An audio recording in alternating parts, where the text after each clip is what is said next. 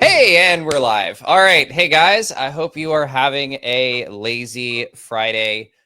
My Friday was going to the lab and getting my blood taken, which is terrible because it makes me almost pass out every single time. And they had to put ice packs on my head and on my chest and give me apple juice and lay me back in a chair like I was being admitted to the hospital. And they took like half an ounce of blood, so utterly ridiculous.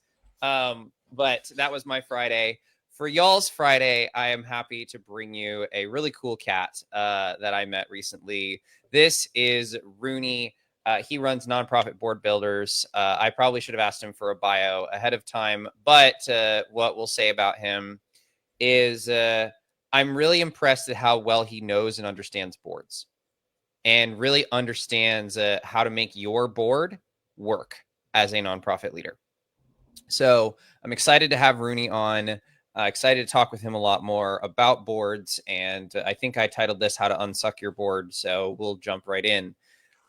Rooney, my first question, anytime I interview a expert in the nonprofit space, how did you get into this crazy world of nonprofits? Well, it was over a decade ago, about a decade ago. I decided to start up my nonprofit. I saw a gap within the community. We had lots of skilled Black professionals, but that skill, that talent, that knowledge was not translating to community building. So there was that gap between what they knew, how good they were, and the impacts they were creating in the community. And I wanted to bridge that gap.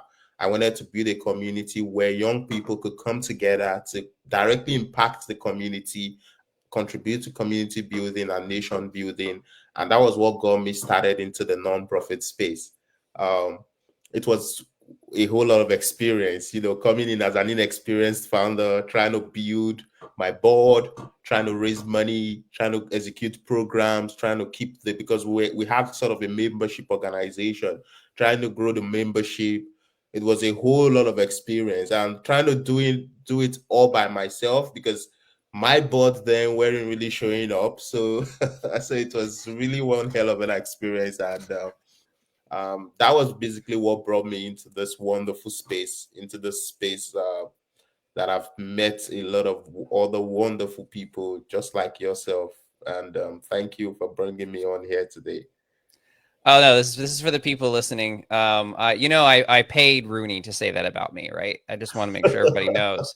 Uh, so we're gonna jump into boards. Very first thing, what was the biggest challenge you ran into with your board as a founder, and is it the kind of challenge that a lot of other founders run into? Well, the very first challenge was um I would like to start from the beginning. Basically, I had to bring in friends and family because these were the people I knew, these were the people I could, easily sell the vision to, and they were really very supportive. So the very first challenge was bringing in friends and family because at the time they were hardly participating, and that feeling when the excuse someone has. And so, for example, we're both friends. I know what you're going through, and then you tell me, "Oh, this is why I can't show up," and you can't really stand up against those because you really know what's happening. Basically, so I had the challenge of participation, and I had the challenge of not being able to hold them accountable because I knew their story, and it was really a difficult situation because that left me funding the organization all by myself. I remember so many times using my own money to run the organization, even going to the point where I was almost getting broke. And no one was joining, no one was trying to support me, no one was trying to, stepping forward to say, let's support the organization together. It was one hell of an experience. And I remember talking to my mentor at the time. My mentor, I was almost in tears because at the point I had spent my money to the point where, I was getting broke. Basically, I had used my emergency fund, and it was really one. Remembering it all, it's just bringing back that rush of emotion because, and then I wanted to then hold them accountable. I wanted to delegate responsibility because I felt because I hadn't delegated responsibilities, that was why they weren't showing up, and that basically tore my board in two.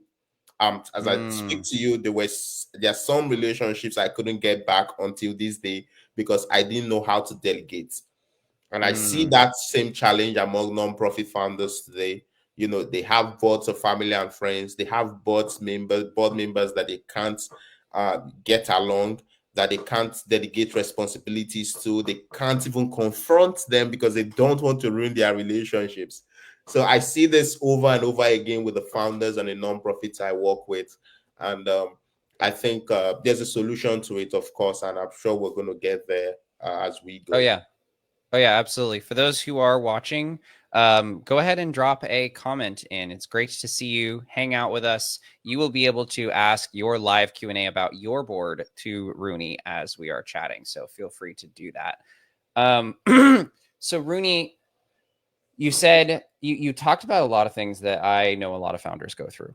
The having the friends and family board, and really, honestly, you could probably do an entire course on how to handle relationships without destroying them on your board. But let's start from the beginning. What is wrong with the way that founders think about boards that cause them to get a board that is not effective and is not helping them succeed? Mhm. I think there are a number of things that are wrong with the way founders think about boards. First, many do not see board members as their powerhouse team. When you get a car, there's a part of the car that's the engine, and that's what powers the entire, car, right? Many founders do not see the board as that engine that actually powers the organization. So, because of that, they tend to bring in family and friends, they tend to bring in people just for the sake of having board members. And of course, that's a whole lot of disaster because you find that this work is not a one-man show. You can't do it alone. So, and then when you get in with family and friends or people who you're not expecting to show up as they're supposed to show up, you find that it becomes frustrating, it becomes isolating. So the Mm. idea around building boards just for the sake of registering your organization, just for the sake of, just starting your organization is completely wrong. If But you you do want have to have a board in order to start, to, right? Like, yeah, so what if you don't? What if you're in the position of starting and you're like, yeah, all I know is Aunt Betty and Uncle Jim, and I got to start this nonprofit though. It's still on my heart. What should you do? well, of course, we call those kind of boards placeholder boards. But Mm, even if you get them to register the organization with you, your first task should be to build a proper board because everything you're going to be building is going to be based on this team. mm. And even experienced founders make this mistake as well. When they're building up, they go for governing board members instead of building teams, a powerhouse team or a founding team. A governing board is always going to be a governing board trying to checkmate you, trying to make sure they provide accountability when they're supposed to be building with you.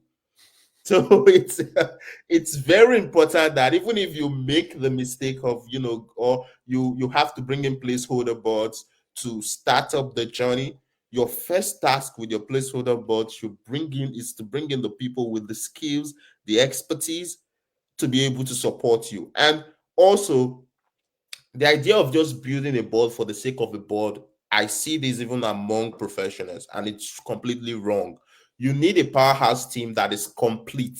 When I say complete, you need a fundraiser, you need somebody who's going to help with marketing, you need somebody who's going to help with community outreach, strategic planning, HR, because these are the parts, these are the skills that's going to help you build that organization. It's just like somebody who's starting up a business and then you're at the point of bringing in people, you're just bringing in people for the sake of bringing in people. No, you're going to want to build a team that's complete so that you have all the skill sets to help you. And when I say help you, not because these board members are going to jump into the field and start helping you handle marketing, but they're going to help you plan out what is marketing supposed to look like for this organization? Who do we have to bring in to execute? What's the marketing plan we're going to execute on? these are the kind of people you need to bring in so that you can be able to build, a proper organization. That's interesting. So it's less that you're bringing on. A lot of people look at the board as there's the people that are going to take the work off my plate. But it's less that you're bringing in a board of people to take the work off your plate, and more that you're bringing in a board of people who can bring in people to take up the work off your plate and can like guide and lead in that way. Is that a fair like understanding? Yes, like I'd always tell founders and board members, the job of the founder and the board is not to do the work. The job of the founder, the role of the founder on the board is to create the roadmap and recruit the team that does the job. And this is one of the reasons why organizations remain at the startup level. They never grow. Because why? The board members who are supposed to be putting, providing oversight, building out the organization, basically doing the high level task, are running around doing the small stuff. They're managing social media, they're doing community outreach, they're doing things that takes them away from the big picture. So if you want to Mm. be able to build an organization that's truly going to scale, you must be able to get your leadership to play the big game while you bring in the people who does the work. Like I would always say, one of the roles of the board, that that's first, the board is a trustee, and running down from that, one of the role is the facilitator. The board facilitates communications within the community to identify the needs and the solution so that they can then serve as architects that then plan out that solution in a way that it's executable and scalable. And then they mobilize. They tend to mobilize resources, they mobilize the people, they mobilize the community to take charge of even the change they are trying to build. Because when you bring in the change yourself, when you do the work yourself, you leave the community dependent. So you have to be able to mobilize the community and the people to do the work. It's just like an Mm. architect. After drawing the plan of a house, you find the architect on site trying to mix the cement, trying to lay the block. That architect can't provide that oversight that's needed to then make the plan go according to the plan. But when the architect draws the plan, mobilize the people, he can then provide that oversight so that the house can go according to plan.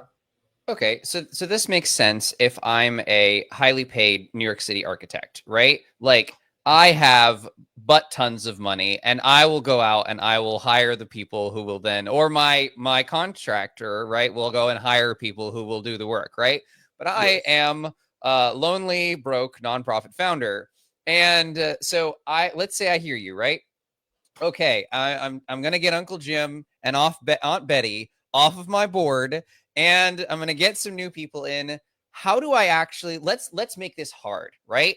I don't know anyone. I'm passionate about my cause.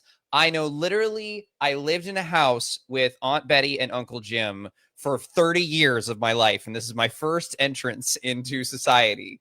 How do I then go about building that board that really active, really engaged, that board of leaders that you're talking about building? Mhm.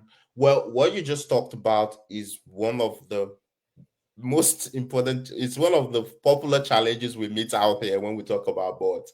I don't know people, I'm not well connected. How do I then get those professionals to join me? Well, the truth is, it's not about your network. It's not even about the size of your nonprofit. It's your understanding of the board recruitment process.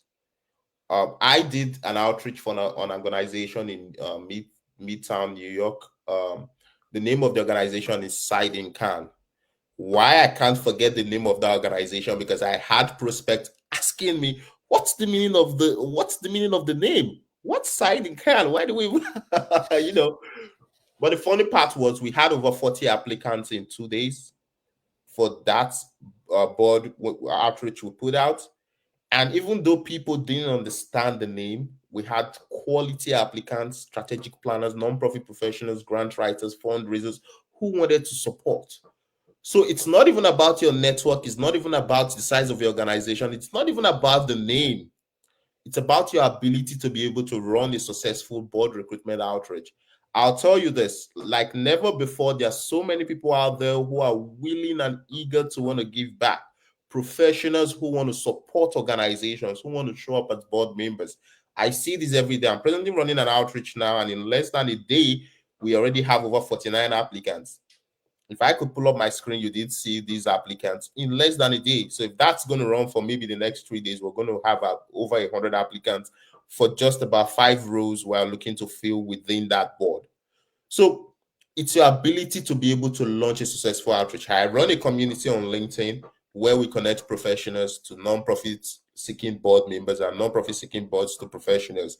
We have people joining this community every day, basically eager to show up. I have them on my inbox telling me, I have this skill set, over 20 years in organizational development. I want to be able to support organizations. I'm retired.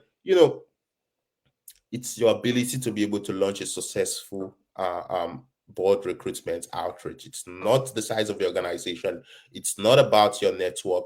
I myself, I'll tell you, I hardly even know people, but I have lots of people because I always run board recruitment outreach, because we also have a database of professionals across the US who's reaching out to us saying they want to join boards. So we have that database. So we're always putting out outreach to have people come into that database, and also we're running outreach for organizations consistently. So we see this result from time to time. And I also see board outreaches out there where over 3 days you have just 3 people applying, or you not even have anybody applying. That's because they don't understand the process.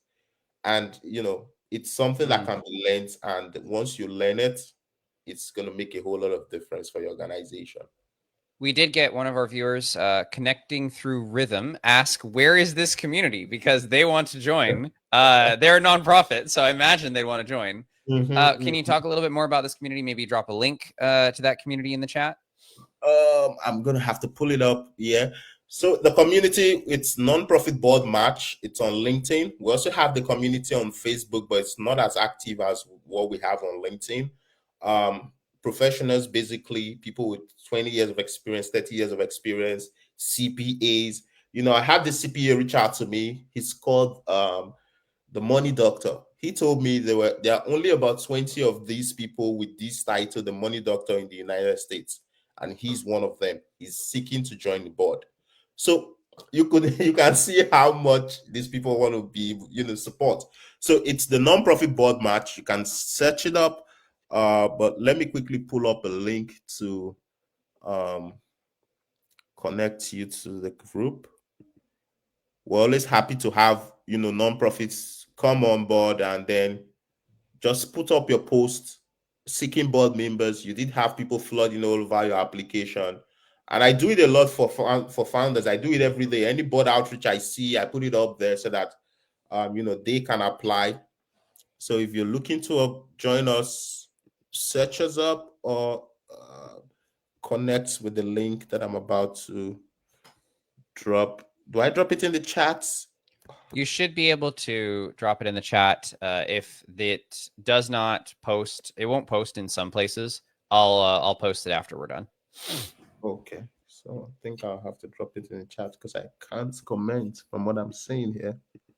Yeah, all right. I've got the group. I'm going to drop it in the comments, and then it will post to some of the things. It might post. It looks like it posted to YouTube and it posted to the Facebook page. So connecting Sage, you've got it. All right. So let's talk about the actual board recruitment process. So you're putting together an application. Walk through, what does the process look like, soup to nuts? Now we know it's possible, right? Smaller organizations are getting tons of applications for their board. What does the board recruitment process actually look like from start to finish to do it right? Mm-hmm. So it's actually a 7-step process. But before you even get to the 7-step process, there's what we call the board audit.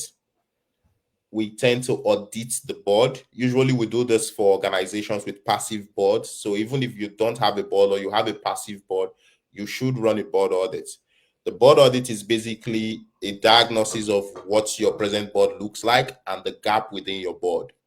So for founders who are running a passive board, there's the founders mirror test to be able to audit your own leadership style so that you know the gap, how your leadership is impacting your board that led them to be passive or disengaged.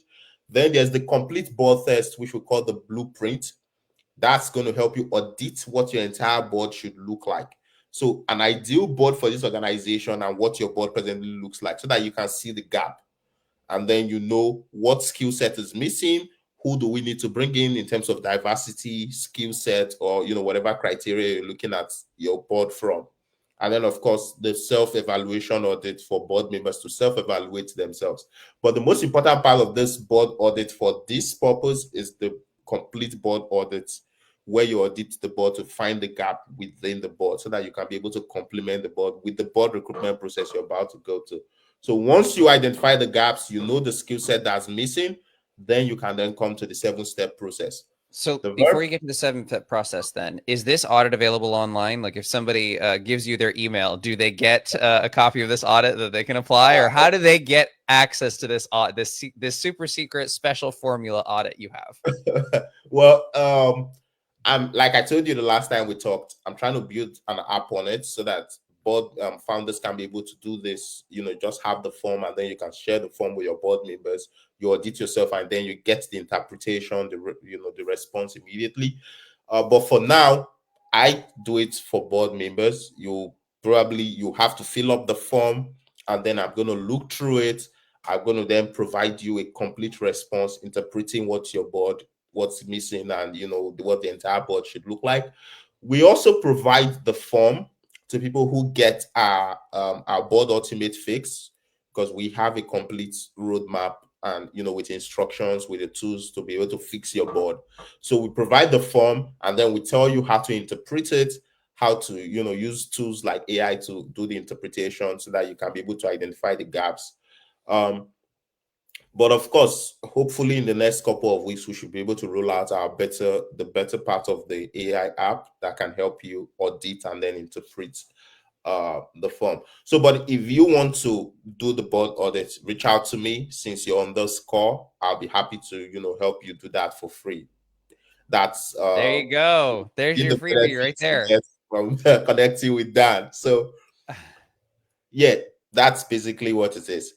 Okay. Um, Do you have a link? I'm looking up on your website right now. Do you have a link to that board audit or for the call with you thing? um, I'll just say send me an email. Okay. Send me an email. I'll then send you the form, Yep. because what we do is, if you want to get the complete board ultimate fix, that's when you get the form. But since we're doing it for free now, you just send me an email. I'll just reach out to you with the form, and then you can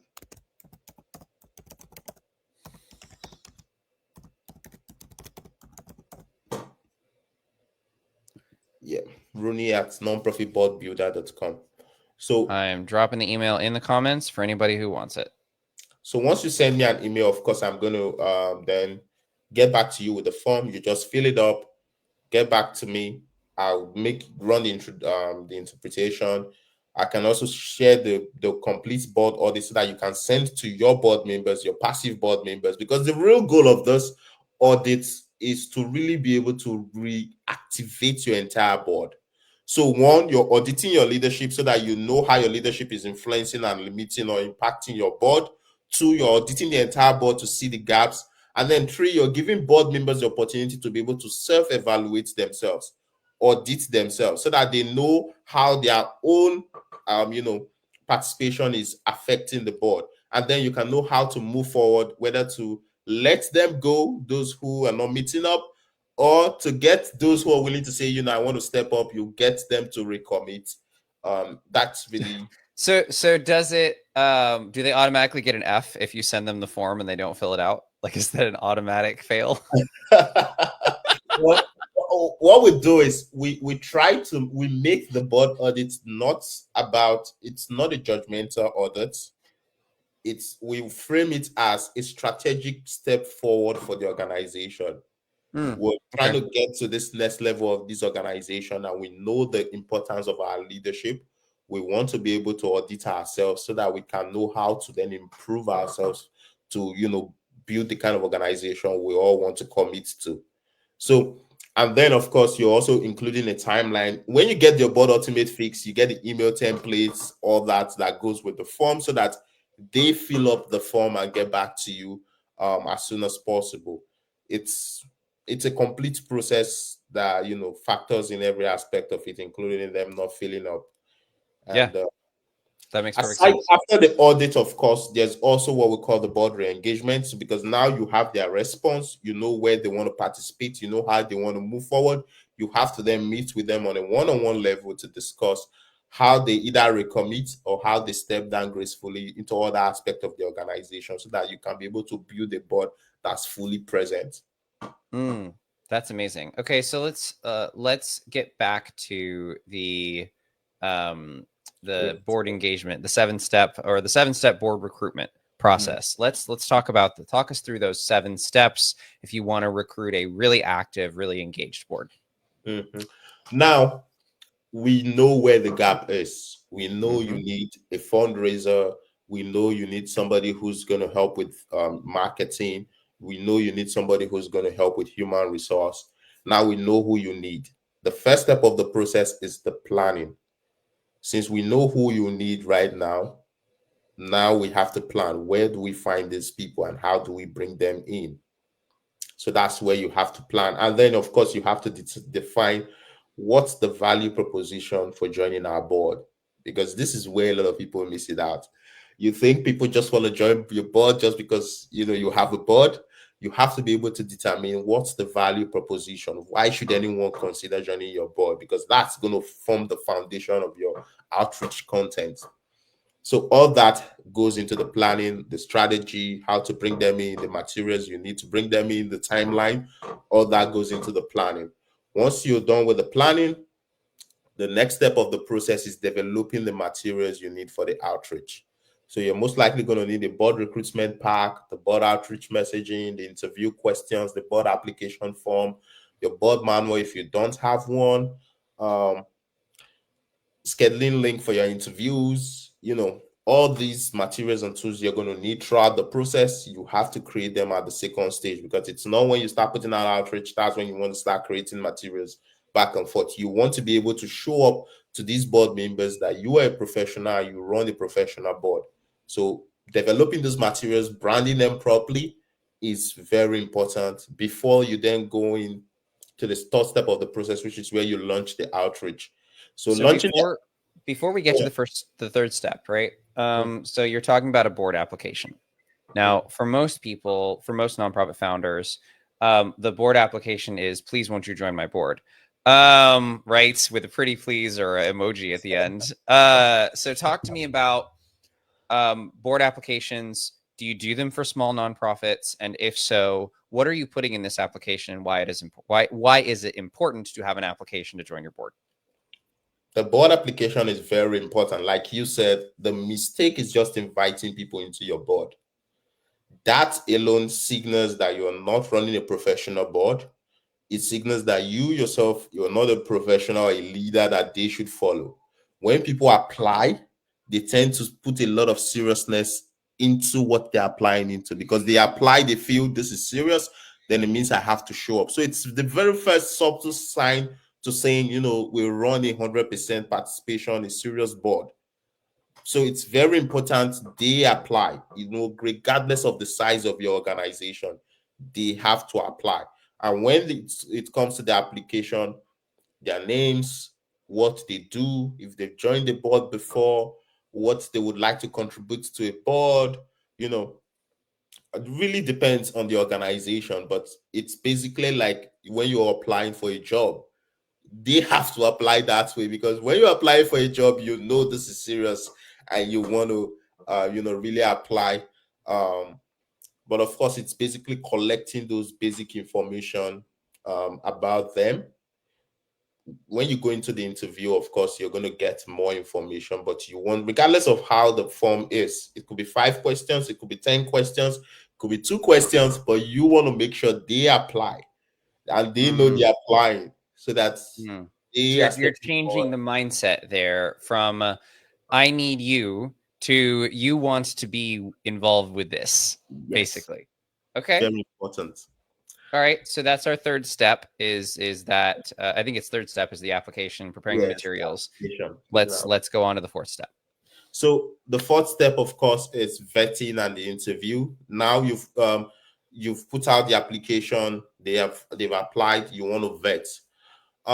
One of the reasons why we do the board audits before this process is also to ensure that the board recruitment process is not just founder driven, it's board driven, so that when you do the board audits and then you have the one-on-one conversation with each of the board members, you all have agreed that this is how we want to move forward. You now have a general meeting on, agreeing that this is how you want to move forward. We now know there's a gap within the board that we have to fill.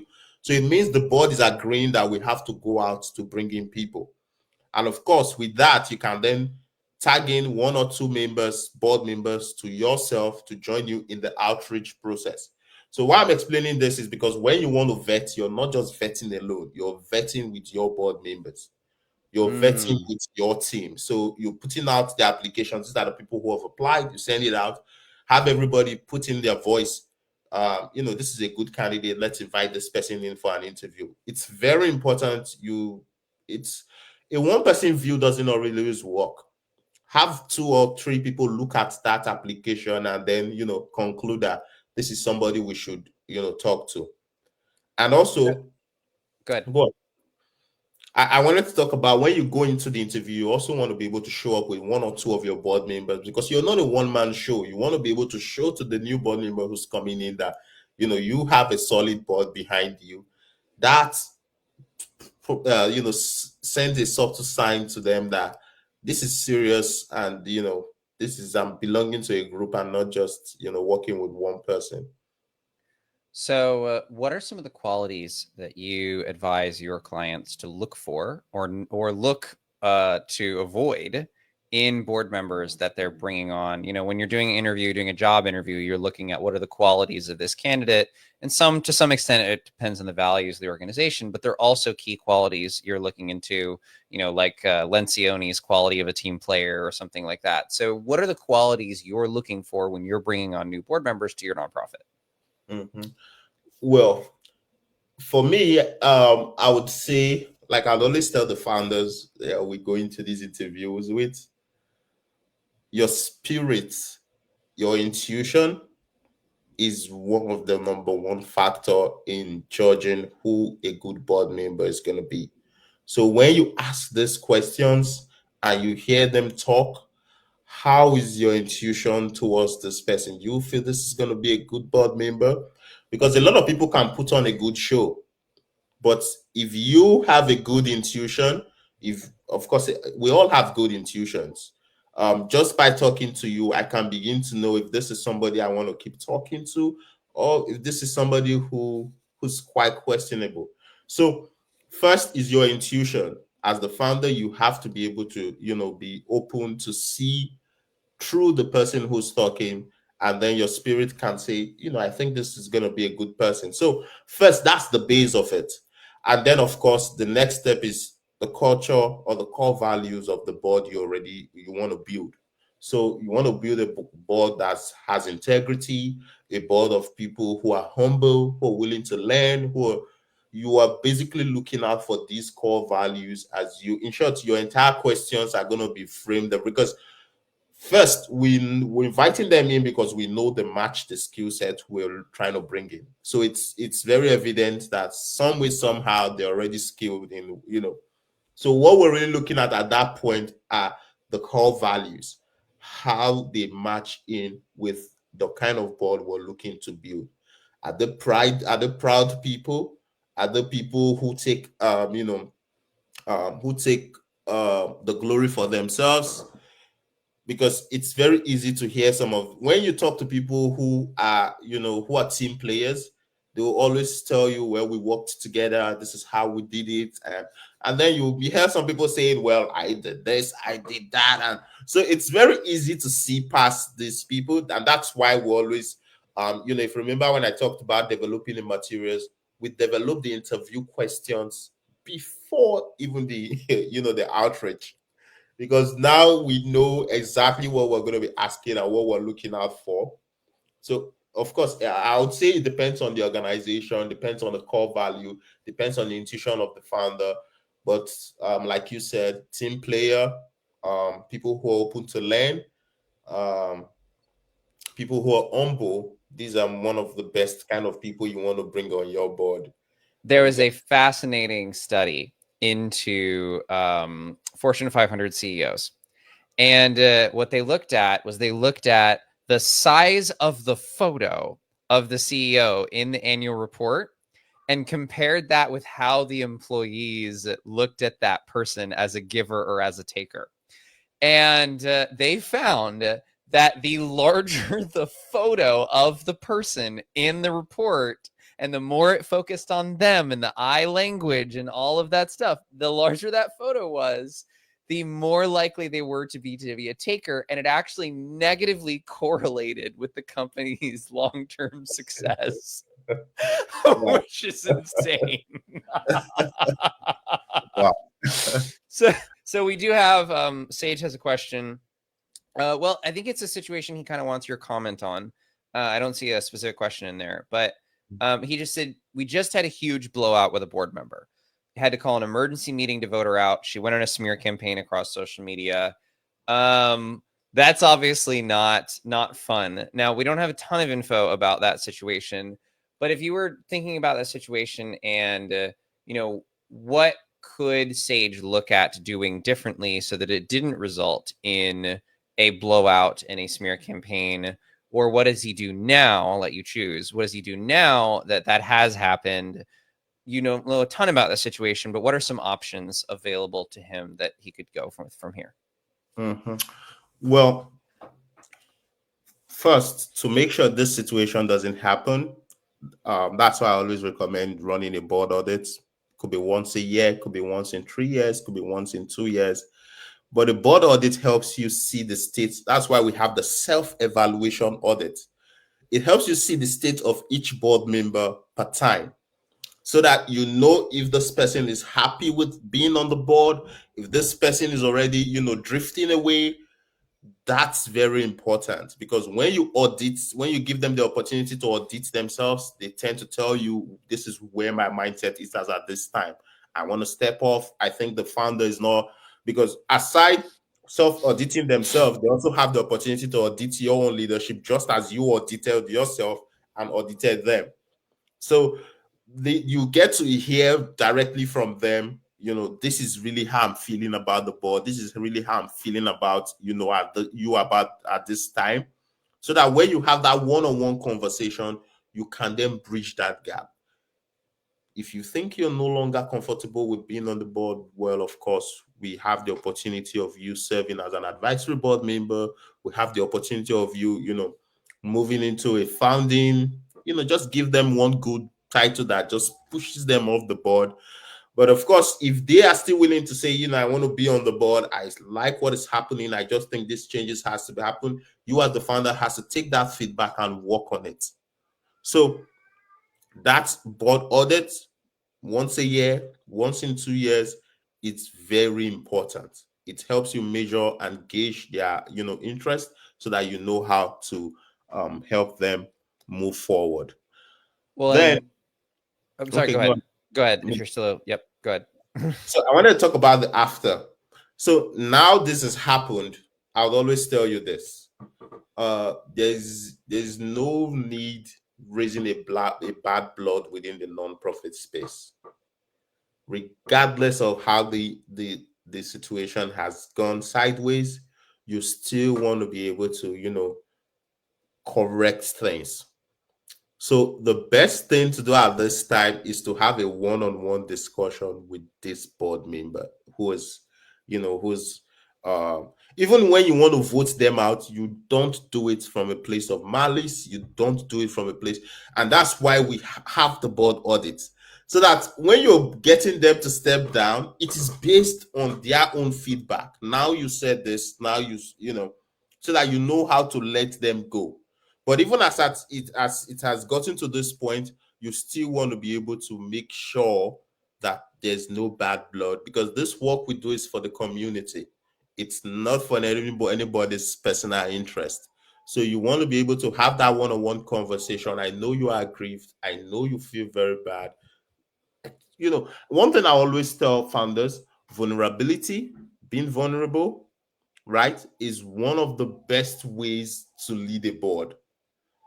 Now, this is why I had to do this. This is why I really want this organization to succeed. I've tried to get things right. I know I may not always get it right, but I'm really trying my best. And I want you to be able to understand that, we're all humans. So you being vulnerable, you been expressing why you do the things you do, why you had to do it, especially tying it to the organization's growth, and then getting them to also, because when you're vulnerable, you also get them to be vulnerable with you, and then they can also be able to express to them, you saying, this is why I really wanted to be a part of this is why. And then once you come to a sense of agreement, she can always go back online to correct those perceptions that she's put out there, because you don't want that to keep running. Even if she keeps going for the next 1 year, she may still keeps talking about the situation out there. So, but you want, when you're able to correct it, she can start correcting this information out there, empowering your organization the more. So have a Yeah. vulnerable conversation.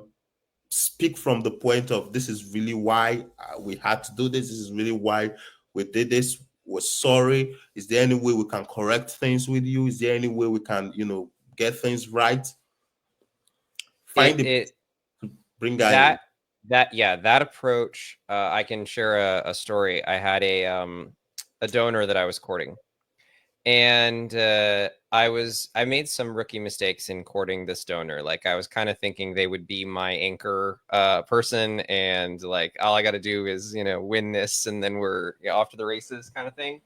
And I was courting this donor, and it was going really well. So we had the first conversation of like, this is the vision, this is where we're going. Okay, great. This is something you would financially support. Yep, I'll financially support this. Fantastic. We'll jump to the next meeting. We have the next meeting, present the budget and the project, and the donor did not like the budget that I presented. And but I know what what is necessary, and know what I needed. And this was not that long ago, just to show you that like we sometimes forget our own teaching. This was not that long ago. This was like a couple months ago. And I'm like, I am the nonprofit professional consultant. I know what I'm doing here. And we got almost into a shouting match on this call. And I left that, and then the worst thing happened, which was like we weren't able to actually bring it down and cool it off by the end of the call. So he's like, I just gotta go, we gotta run, and then that's it, right? And the call ends. And that bothered me a lot. And I was like, okay. So I sat for a while and I thought about where can I take ownership for how this went? Where can I, as the founder, as the person who's raising this money, where can I go? You know what? It was hard because I was right in some ways, but how was I wrong? And how I was wrong is how I approached it. How I thought of that donor as, this is going to be my anchor. This is going to be where we're going from here.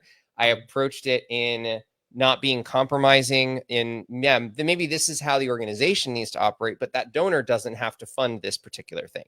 And we can find some flexibility there. It took me probably 3 days. I let things cool off, and then I reached out. And in that outreach message, I did stand, there was, a principle that I had to stand on. And so I stood on that principle. But the message was, hey, this is what I did wrong, and I treated you badly in that way. And I understand if, this is where it ends, but I appreciate your time, everything you put in, this is me. And I'm now regularly in contact with this person. Even though we were practically yelling at each other over the phone, I back you up in saying, if you have a relationship go really sour, put in the work to be the person who figures out what you can apologize for. You don't need to apologize for everything. You're probably justified in some of the actions you took, but find the areas where you messed that up and focus on those areas when you reach out to that person.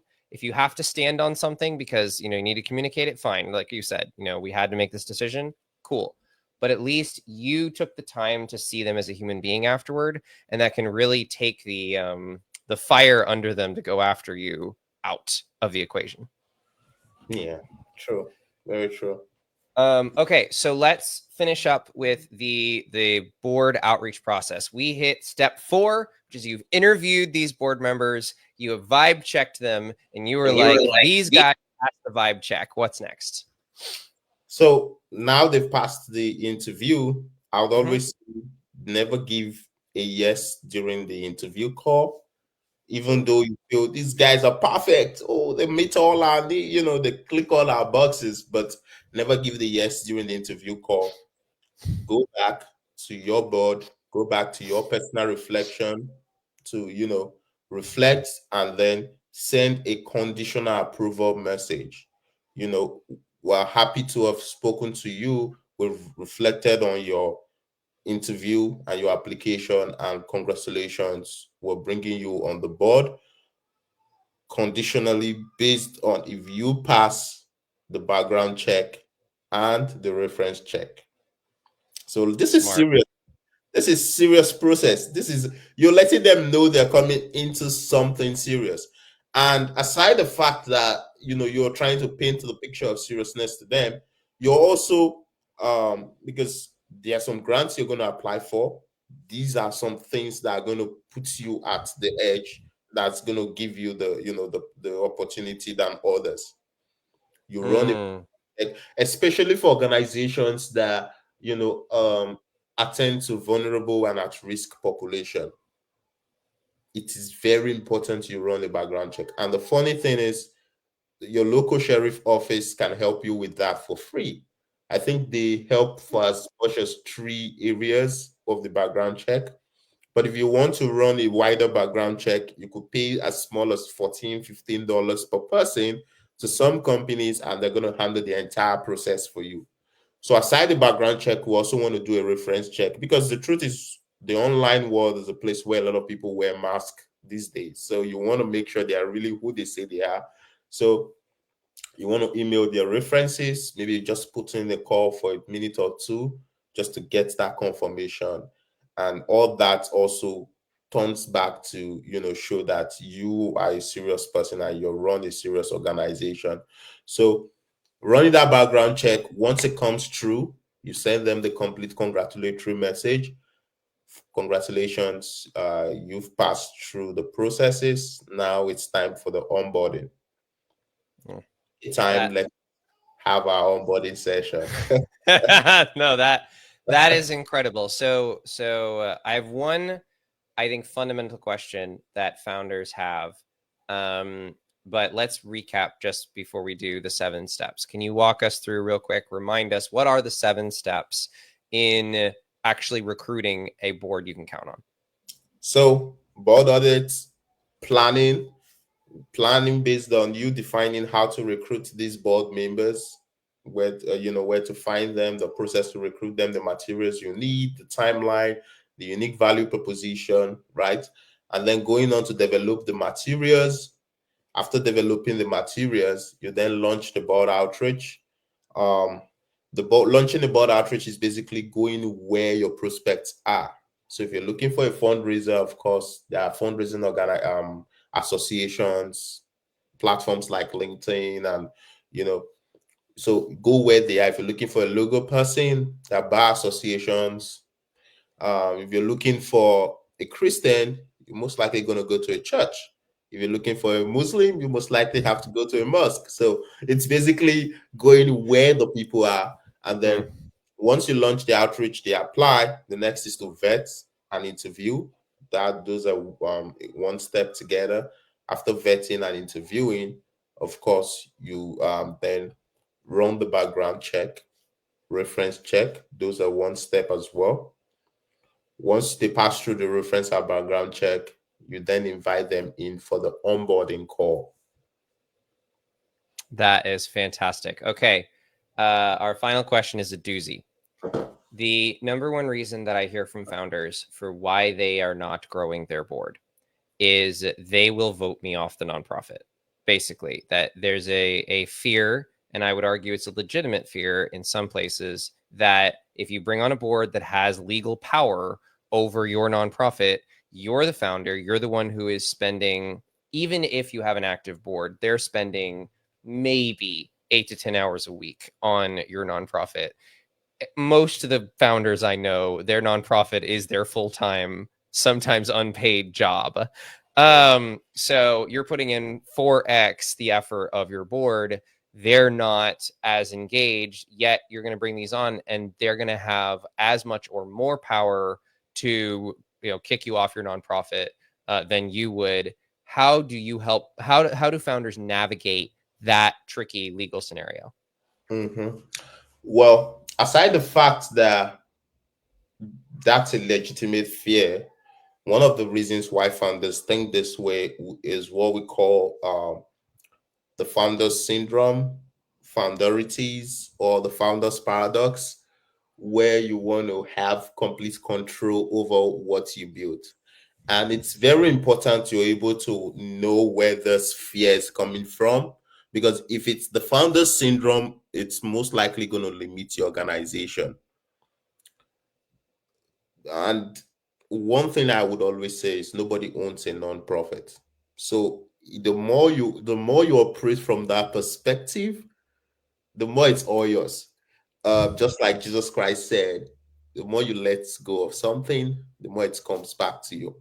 So first of all, you have to put that orientation aside. This work is for the community. And if anybody is saying they want to take charge of this work for the community, you should even be sharing them on. So there's no reason for you to fear.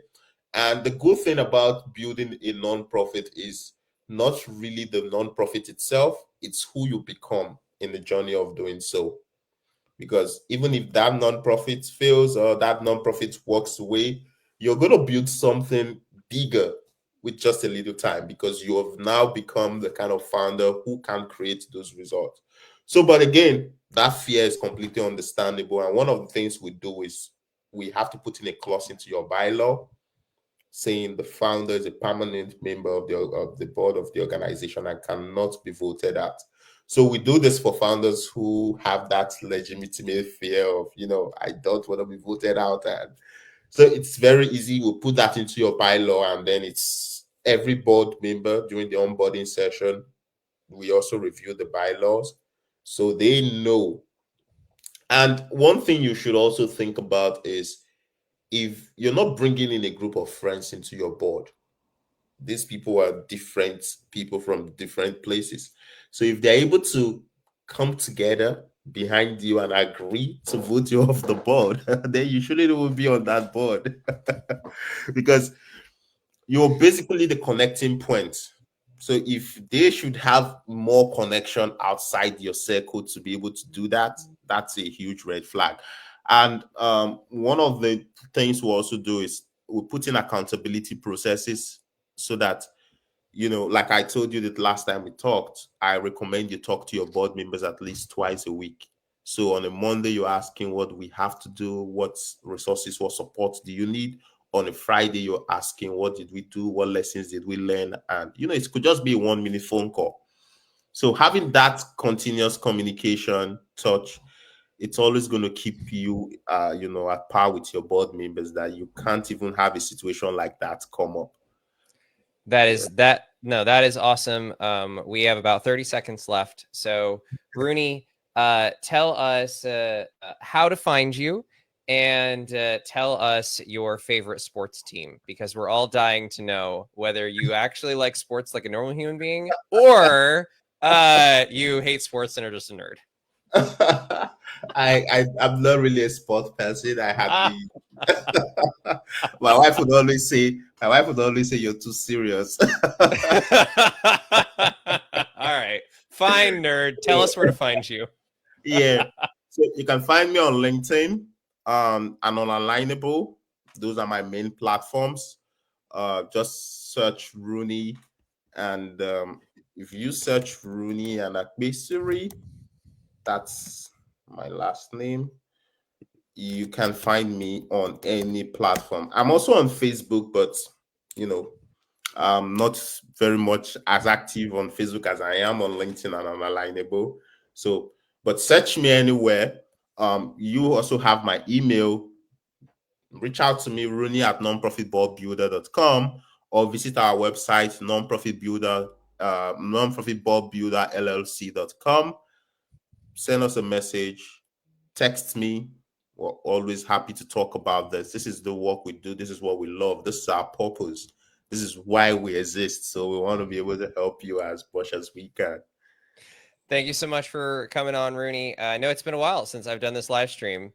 If you guys like it, maybe I'll do it again. There was enough, I think, likes and like comments in here that I feel like doing another one. I might not feel like doing one after that if you don't engage next week. So we'll see where it goes. Have a wonderful rest of y'all's day and weekend. Thanks for tuning in, Rooney. Thanks so much for being with us. Thank you. Thank you. Thank you.